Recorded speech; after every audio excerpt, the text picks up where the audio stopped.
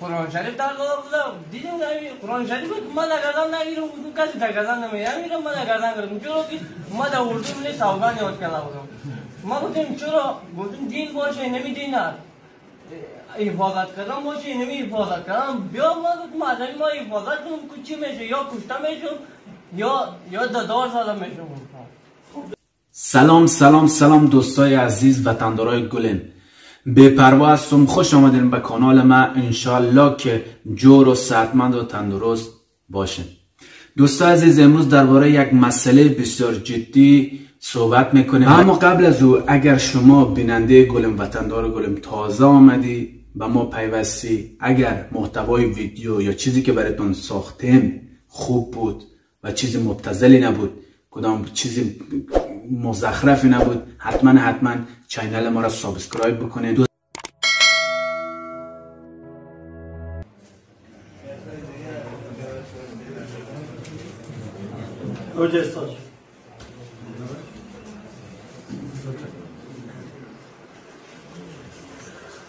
بسم الله الرحمن الرحیم. جلسه دو است به اتهام نورالدین که سارانال علیش دعوا کرده و جریان مختصر قضیه را گزارش از جناب محترم رئیس شاگردان و مولوی مسجد قماندان شاید پیر محمد خان به اتهام حریف نمودن قرآن کریم توسط منصوبین ریاست امنیت ملی تخار گرفتار و غرض تحقیق به سارنوالی مربوطه معرفی گردیده است. سارنوال معذب بعد از اکمال تحقیقات تصدیق تفاهم‌نامه صورت دعوا اوراق دوسیه متهم مذکور را غرض فیصله محول دیوان امنیت عامه ریاست. قضیه طور است که سارنوال در جزای محکمه ابتدایی حکم کرده به مدت 5 سال حبس تنفیذی. سارنوال قناعت کرده. متهم 1393 بود. در کجا ایران زندگی میکنید؟ در تهران پارک چیزگر قصابی داشتم. چون از لهجهت میفهمه که تو ایران وقت سپری کردی. از او خاطر پرسانش. در تخار چه کار میکنی؟ چه وظیفه؟ در تخار قصابی هم میکردم، جلابی هم میکردم، دهقانی هم میکردم، کفتروازی هم میکردم، مرغبازی هم میکردم، هر شغل بوی بلد بودم. ماور چقدر درآمد داشتی از باب قصابی؟ چقدر پول درآمد داشتی؟ و 50,000 سرمایه داشته باشم، کارم بیفی 120 در قصابی هم. چیز سیگرت، نسوار، چرس چیزی هم؟ ما هم سیگرت میزنم، هم نسوار میزنم، هم چرس میزنم. همی سه چیزه؟ سه چیزه. دیگه چیز خانه میزنم؟ نه. مکتب خواندی؟ مکتب 4 سال خواندیم. بالا تو یک معلم ما بسیار کنترل کرد، معلم ما را لات کردم، گرفته رفتم. مکتب اعلام کرد؟ مکتب اعلام کردم. خوش کردی. شما میفهمید که جنگداری داری؟ امروز تاریخ چند است؟ تاریخ شاید بلد هستم که هوا بسیار گرمه. نه، تاریخ روز. تاریخ روز 3/14. مقصد اما قشنگ میفهمم که ماه سور است. ماه جوزا. جوزا ماه سور با جوزا تبدیل شد. بسیار گرمی شد نه؟ حالا قبل از ظهر است بعد از ظهر؟ حالا برفین هم بگم معتدل است، نه 12 نه 11 و نیم. به خاطر از این پرسان قدر کنم که باش که سطح سویت و تعلیم چقدر؟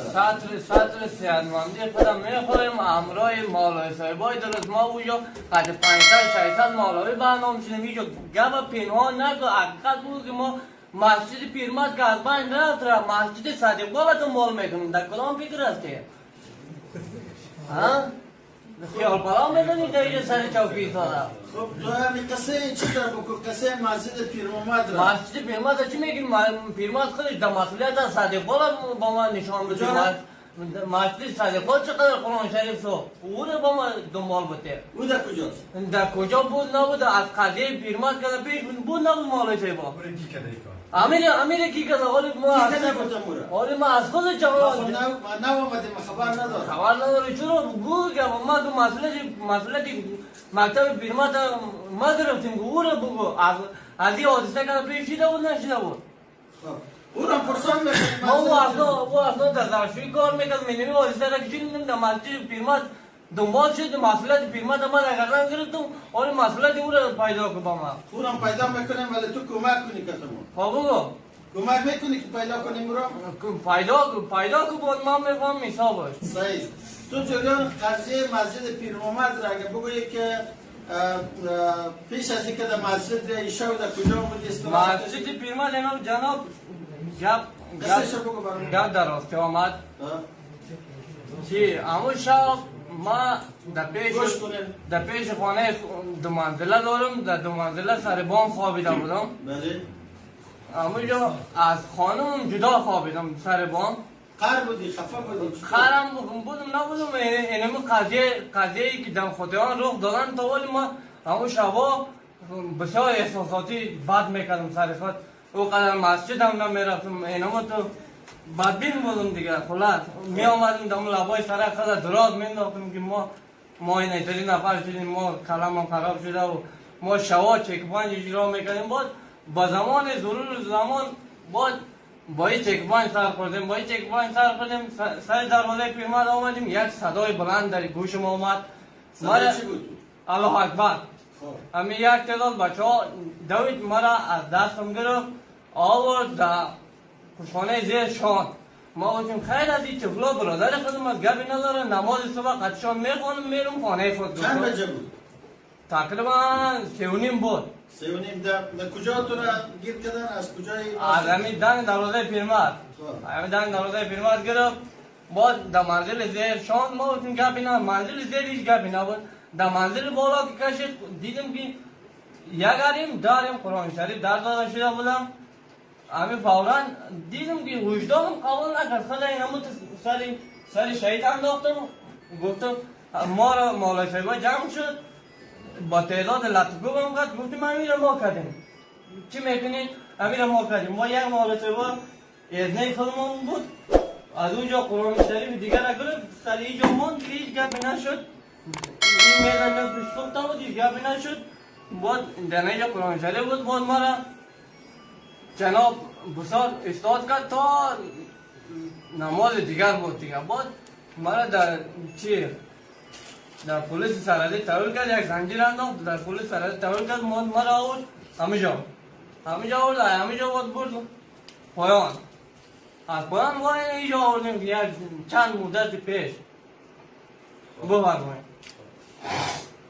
شما که 4 بجه که داخل از قاری خانه شدید لایتر ما جناب جیبت بود تو از کجا کده بود؟ جناب ما لیترم در جیبم بود گوگردم بود چرسم بود اما در نرخی چیزم لیترم یک تعداد عکس ستاره زدگی بود لیترم خالی بود با توسط گوگرد ما چرس میزدم لیتر خالی بود؟ بله گوگرد داشت ما چرس میزدم که الله اکبر بدت آمد آزان بود چی بود؟ نه هیچ آزان مازان نبود یک احساساتی وجدانیم گرفت یک الله اکبر گفتم بچه ها دوید در جانا بعد از دستم گرفت ما را برد در مدرسه گفتم گبی نداره گفتم یک تعداد یک دقیقه بس کلانهاش آمد که دیدیم بعد ما را ایستاد کرد بعد در منزل بالا که بود منزل بالا که تو به گردن گرفتی چه قسم به گردن گرفتی چی گفتی؟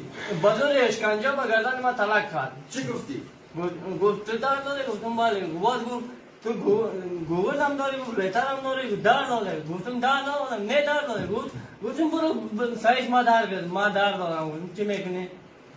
ما را میکشی چی میکنی گفتم اینا بوده گفتم اینا تا این بودم در کون زندان هستم قطع انده والای خود در ساعتم دیرم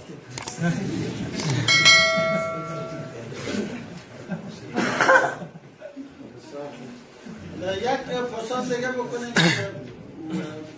از گوگرد استفاده کردی از لایتر خود میگی گاز نداشت خدا شاهد است ما 4 تا طفل دارم یک قرآن شریف و که در دارم باشم از 4 طفلم در بگیرم این گپا را در کی میگه این گپا بناو سر ما کارجوری نشده این گپا در مسجد صدقبال هم شده بعد با جرمی اینمی مسجد صدقبال ما اینمی جرمی کمانو پیرمرد در کلا گرفتم که چرا جرمی مسجد صدقبال سر خود ثبوت کنم گفتم قاضی سر اون قلم ناغ گرفته گرفته سرپوش در سر جیب من. ساراناس محترم، مال ساراناس چون مدعی است و از این پرسان میکنیم که چه دلیل داره سر خودت که مصمم شد تا تصمیم قضایی خود اتخاذ بکنن و حکم محکمه را در پایان و قضیه ابلاغ میکنیم.